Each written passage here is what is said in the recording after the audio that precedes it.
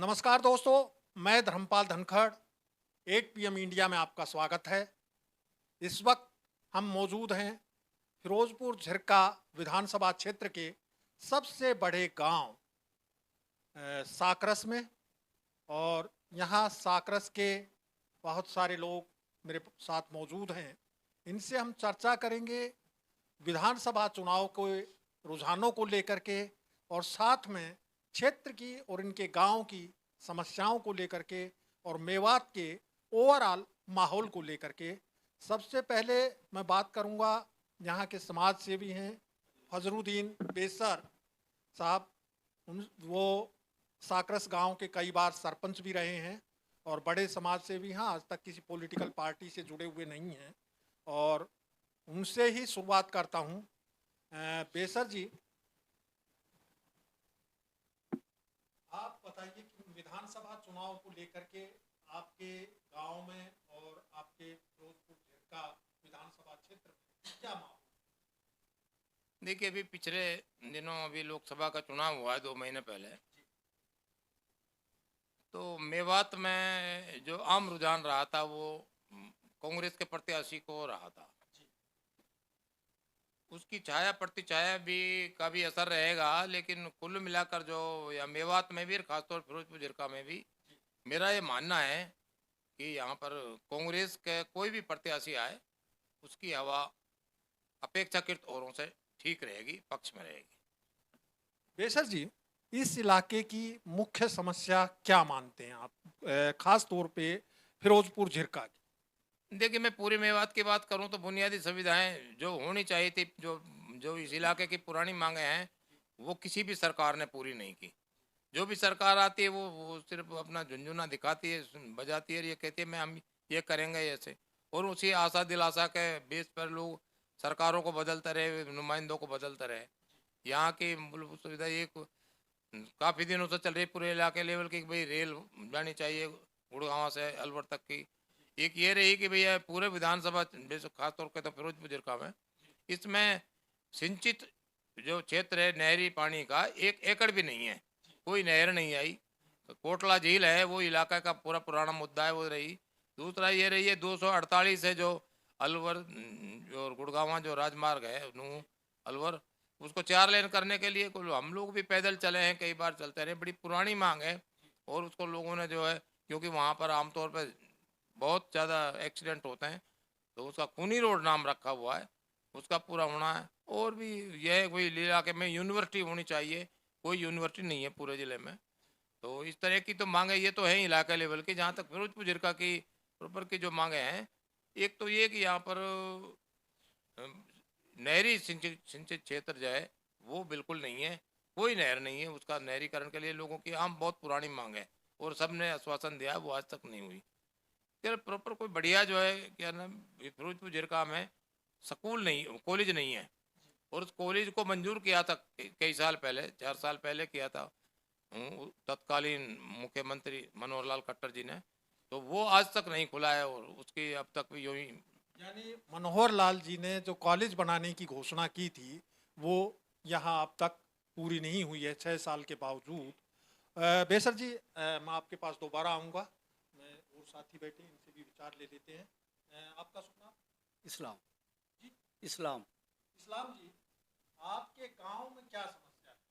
समस्या पानी की है जी। जी। स्कूल में टीचर नहीं है जी। अच्छा। एक कोई हमारे यहाँ हॉस्पिटल नहीं है। जी। ये समस्या है जी। बिजली 24 घंटे आती है? बिजली 24 घंटा नहीं आती, 16 घंटा आती है, उसमें भी कट लगते हैं। 16 घंटे में भी कट लगते हैं हाँ या जी। 8 घंटे का ही कट रहता है? ना, कट लगते हैं जी। आती है 16 में लेकिन भी कट लगता है। कट लगते हैं। तो आप लोग कैसे काम चला रहे हैं 16 घंटे बिजली से? कुछ इन्वर्टर से चला रहे हैं जी। जी।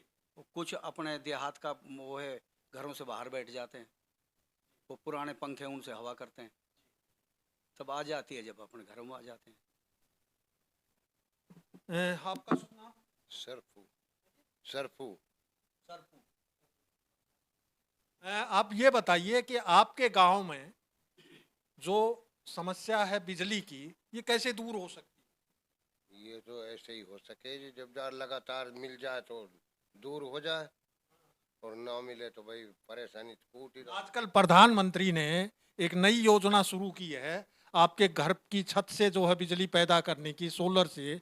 क्या उस योजना पे कुछ काम हो रहा है आपके यहाँ? ना यहाँ कोई काम ना हो रहा है, वो कौन लावा ही। अभी जैसे इस्लाम जी ने बताया कि यहाँ पानी की समस्या है, यहाँ एक रैनी वैली प्रोजेक्ट शुरू किया था बहुत पहले।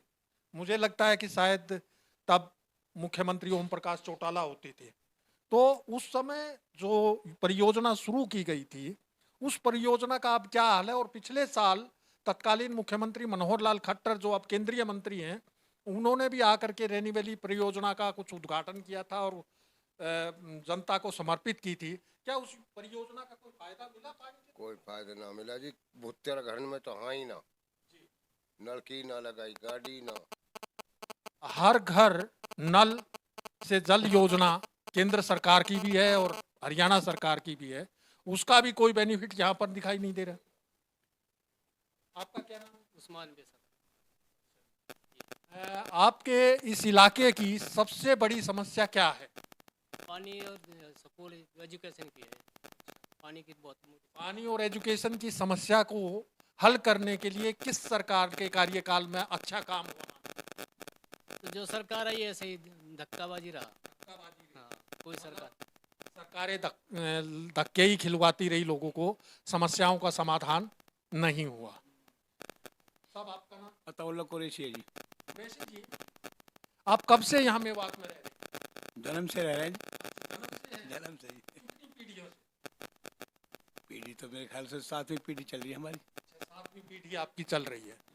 आज क्या बदलाव देख रहे हैं आप समाज में? मेवात के समाज में? देखो, हमारा जो बदलाव है अब ये 2-3 साल से थोड़ा बहुत वो चला ना, हमारे यहाँ वो हिंदू मुस्लिम एकता की बिल्कुल हमारे यहाँ से थोड़ी दूर चल के मस्जिद और मंदिर दोनों पास बने हुए हैं साकरस में। हमारे इतना अच्छा भाईचारा है पहले से ही। हमारा ये रिकॉर्ड रहा है इस गांव का कि अभी तक यहाँ कोई झगड़ा हमारे यहाँ ना हुआ। हमारे यहाँ हरियाणा में एक कहावत है, पूरे हरियाणा में ही, कि मेव का मुस्लिम क्या और जाट का हिंदू क्या। तो एक भाईचारे की भावना जो है वो हमेशा यहाँ रही है। तो पिछले साल दंगा होने का क्या कारण रहा? ये तो हमारे यहाँ तो कोई बात नहीं थी, लेकिन बाहर के जो आदमी थे, बाहर के लोग, उन्होंने झगड़ा वगड़ा किया है। लेकिन हमारे यहाँ गाँव में कोई झगड़ा ना हुआ, हमारा मोहब्बत प्यार रही है और ना यहाँ कोई गया झगड़े में। अच्छा, ये ब्रिज मंडल यात्रा जो निकाली जा रही है, ये कितने साल से निकाली? 2-3 साल से निकाली जा रही है सर। हम बस 3-1 साल लगा लो, 3-1 साल से निकाली जा रही है। हम लोग को इतना खूब अच्छा है, बढ़िया है, अपना आस्था है आदमी। हम अब निकाली गई थी ब्रिज मंडल यात्रा, खूब फूल माला हमने स्वागत किया, काफ़ी बहुत बढ़िया खुशी है, हमने बहुत ज़्यादा अच्छी बात है, हम इससे नाराज ना। जी, आप तो यंग हैं, आपका क्या नाम है? मोहम्मद इकबाल है।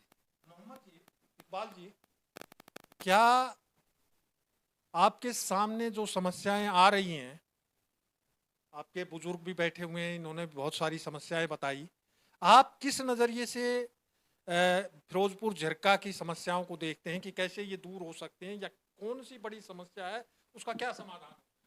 जी, हमारे यहाँ यही समस्या है जी। एक तो रेल का आश्वासन देते हैं जी, और एक पानी की समस्या है, और कई समस्या है हमारे यहाँ मेवात में। देहात में कोई भी समस्या यहाँ पे आगे पूरी होती नहीं है। कोई भी सरकार आश्वासन से ही छोड़ देती है, आश्वासन ही दे के रह जाते, कोई काम पूरा नहीं होता। 2014 में कांग्रेस ने कहा, ऐसा दिखाया था कि जैसे मेवात में रेल की सीटी जो है वो बच गई है, लेकिन क्या वो रेल परियोजना शुरू हुई या क्या? नहीं, आज तक नहीं हुई, नहीं हुई आज तक। आपका नाम? बुगरी है जी मेरा नाम, बुगरी। आप ये बताइए कि आप इस क्षेत्र में कब से रह रहे हैं? जनाब ही नहीं तो पैदा हो यार, ही नहीं रह रहा।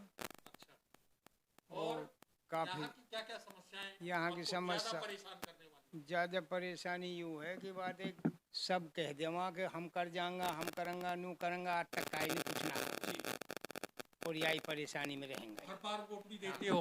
तो मतलब बोलूँ तो सभी हामी भरा कर काई ने कहा कर दियो, काई कुछ ना करे। लेकिन कोई सी सरकार ने कुछ नहीं किया। पानी नामी सुन नहर की कह रहा है, बात एक हमारा बाप दादा मर गया, हम मर जाएंगा, हम भी बूढ़ा होगा, कद आएगी जाने, हम नहीं तो भाई मालूम ना ऊपर लो जाने। अच्छा, पानी की बहुत बड़ी समस्या है। पेयजल की तो है ही, पीने के पानी की तो है ही, उसके साथ सिंचाई के पानी की भी। किसाई को बिना है जी, सिंचाई को बिना है और पीणो बिना है यहाँ। यहाँ बगल में मैं देख रहा था कि कुछ झरना जो है वो चलता रहता है। कह रहा अभी आपसे शुरुआत में की बात है, कुंडा बनवा रखा 2-2 हज़ार में, 1500 में ये कुंडो गिर जावे, 10 दिन आलू हुए, 8 दिन आलू हुए, कहाँ तक पीमा। महीना में 30 दिन लो तो 3 टैंकर हुआ, फिर भी पार ना पड़े वो भी यानी करीब 4500 रुपए का पानी जो है वो मंगवा करके नहाने और पीने के लिए मंगवाया जाता है, तब जा करके काम चलता है। इसका मतलब गांव में कुछ है ही ना, पानी कहाँ से आए? उसके हिसाब से लगता है कि 1 करोड़ रुपए का पानी महीने में जो है वो बेशक फालतू ही तो हो जाएगा, कम नहीं होएगा। बेसर जी, मैं फिर से आपके पास आ रहा हूँ। अब हम क्षेत्र की बात हो गई है, विधानसभा क्षेत्र की, गांव की भी बात हो गई है। अब हम पूरे मेवात की बात करेंगे, पूरे नूह जिले की बात करेंगे कि नूह जिले की बड़ी समस्या क्या देखिए, नूह जिले की जो सबसे बड़ी समस्या है, एक तो है पानी, सिंचाई के लिए पानी और पीने के लिए पानी। दूसरा ये शिक्षा के क्षेत्र में देखा जाए तो टीचर्स की कभी कमी पूरी हुई नहीं। 50% टीचर्स हैं और बहुत बड़ी बात है शिक्षा में। सरकार कहती है कि भाई मेवात में शिक्षा का स्तर कम है, लेकिन अब बिल्डिंगें बन गई, ठेकेदारों के जरिए सरकार ने बनवा ली। लेकिन आप ये देखिए, ये सरकार का काम है कि टीचर्स की कमी पूरी करें। किसी भी स्कूल में, या अभी प्राइमरी हो, मिडिल हो, या सीनियर सेकेंडरी हाई हो, किसी में भी एक कहीं पर भी आप कहीं पर बेसर जी, पिछली सरकार के कार्यकाल में एक योजना मेवात का टीचर्स का अलग से कैडर बनाया गया था। उस मेवात कैडर का भी कोई फायदा नहीं हुआ? मेवात कैडर के जो उद्देश्य थे, देखिए, जब मेवात कैडर बना था इत्तेफाक से, उस वक्त मैं मेवात विकास बोर्ड का मेंबर था और पूरे हरियाणा में 4 गैर सरकारी मेंबर होते हैं। तो गवर्नर साहब जो AR किदवई जी उनके चेयरमैन थे और सीनियर वाइस चेयरमैन मुख्यमंत्री थे भूपेंद्र सिंह हुड्डा जी। मैं मेंबर था क्योंकि हमने भी सारी बुनियादें जब तो अलग स्वास्थ्य कैडर, अलग शिक्षा का कैडर बनाया गया था। लेकिन उसका यही था कि उसकी पहली बात तो ये बुनियादी शर्त ये थी कि भाई यहाँ टीचर्स की कमी पूरी की जाएगी। और एक बात ये थी कि भाई बाहर का अगर कोई यहाँ लगा हुआ है तो जब तक वहाँ की उसकी बदली वापस नहीं की जाएगी, जब तक यहाँ दूसरा टीचर का चयन नहीं हो जाएगा। लेकिन वो सारी बातें सिर्फ कागजों में रह गई और टीचर्स की कमी पूरी नहीं। और उन बातों को आप ये देखिए, ये 2008 का मामला है। 2008 में जब वो बना था शिक्षा का जो अलग मेवात का कैडर बना था, 2008 से देखिए आप, ये 16 साल हो गए, 16 साल का कोई रिजल्ट नहीं निकला। बेसर जी, चिकित्सा सुविधाओं की जहाँ तक बात है, यहाँ एक मेडिकल कॉलेज भी है नूह में, शायद नल्हड़ मेडिकल कॉलेज उसको बोलते हैं। तो उस मेडिकल कॉलेज की क्या स्थिति है? क्या मेडिकल कॉलेज में डॉक्टरों की और सपोर्टिंग स्टाफ की? देखिए, यहाँ दो बड़े सरकारी कॉलेज हैं। तो ओमान के सुल्तान की मदद से यहाँ बना था, यहाँ पर अलफिया हॉस्पिटल मांडीखेड़ा में, वहाँ पर भी पूरा स्टाफ भी नहीं है, पूरी सुविधाएं नहीं है, न दवाई है। अब रही सबसे बड़ा जो, वो भी 2008 में बनाया गया था, वो जो हसन का मेवाती के नाम से है, हसन का मेवाती राजकीय चिकित्सा जो कॉलेज और भी हॉस्पिटल भी है, कॉलेज भी है। वहाँ पर ना कोई सुविधा है, ना डॉक्टर्स की पूरी और ना पूरी मशीन है।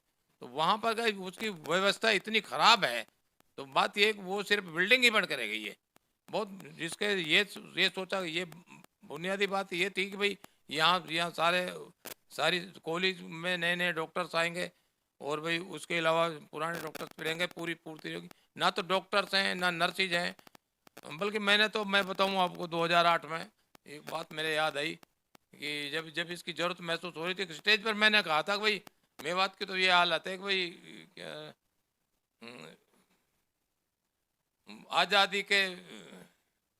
आज़ादी के महल में बीते 55 साल और फाका में जा पाओ करा मेवातन कंगाल। तो मतलब उस पर तो बड़ा सराहा था, दोबारा पढ़वाया था मेरे से भाई। फिर मैंने उसको डिफाइन किया था कि भाई आज़ादी को तो महल माना था भाई, जब मतलब खंडर नहीं माना, बल्कि आज़ादी का महल। लेकिन उस महल में जो है कि हालत ये है कि जो है फाका में जा पे हो रहा है, तो तब उसके काफ़ी असर पड़ा था। कई मांगे हम लंबी मांगते रहे, तब ये बना था नलड़ मेडिकल कॉलेज है। लेकिन उसकी व्यवस्था और कुव्यवस्था जो अगर आप सुनोगे देखोगे तो आप बिल्डिंग को ही देखते चले जाओ, उसकी छतों से की हालत खराब है, डॉक्टर्स नहीं बैठते। नूह में अगर आप जाएं, मैं तो कहूँ बल्कि मैं तो आपको न्योता देता हूँ कि आप मेडिकल कॉलेज जाएंगे तो जो आपको जितने भी आदमी आपको मिलेंगे उसमें 100 मिलेंगे तो 100 के 100 ये कहेंगे उसका रोना रोएंगे हालात पर। मैं करीब 12-15 साल पहले मेवात में आया था और तब मेडिकल कॉलेज की भी हालत मैंने देखी थी। तो उस वक्त तो बिल्डिंग के रूप में तो बड़ी शानदार थी, लेकिन अंदर जो है वो डॉक्टरों की कमी उस वक्त भी थी, नर्सिंग स्टाफ की कमी उस वक्त भी थी, और वो आज भी आप लोग बता रहे। तो परिस्थितियों में 10 साल की बीजेपी सरकार के कार्यकाल में भी कोई अंतर नहीं आया है, ऐसा आप लोगों वो तो वो कहाँ तो तहता चराग हर एक घर के लिए, कहाँ चराग मयसर नहीं शहर के लिए। तो ये थे साकरस गांव के बुद्धिजीवी और समाज सेवी लोग जो लगातार पूरे मेवात की समस्याओं से दो चार होते रहे हैं, उनको विभिन्न मंचों से उठाते भी रहे हैं। और ये समस्या पूरे मेवात की है, पूरे नूह जिले की है, एक विधानसभा क्षेत्र की नहीं। एक में भी ऐसा नहीं है कि जहां संतोषजनक कार्य हुआ हो, कह सके कि शिक्षा के क्षेत्र में हुआ हो या मेडिकल सेवा के क्षेत्र में हुआ हो या पानी की उपलब्धता हो या बिजली की हो। इनमें से किसी क्षेत्र में भी कोई विशेष उपलब्धि न पिछले 10 साल में नहीं हो पाई है। तो ऐसी स्थिति में ये सवाल उठता है कि लोग क्यों किसी एक पार्टी को वोट दें, जबकि सरकारों से, ज़्यादातर सरकारों से जितनी भी अब पिछले 25-30 साल में हरियाणा में सरकारें रही हैं, उन सब के प्रति ही लोगों में नाराज़गी बनी हुई है। लेकिन चूंकि लोकतंत्र है और वोट देना ही होता है, तो ऐसी स्थिति में सरकार बदलने के अलावा इन लोगों के पास और कोई चारा नहीं है। और ये बदलाव की हवा न केवल फिरोजपुर झिरका में दिखाई दे रही है, ये बल्कि पूरे मेवात में दिखाई दे रही है। 8 PM इंडिया के लिए धर्मपाल धनखड़।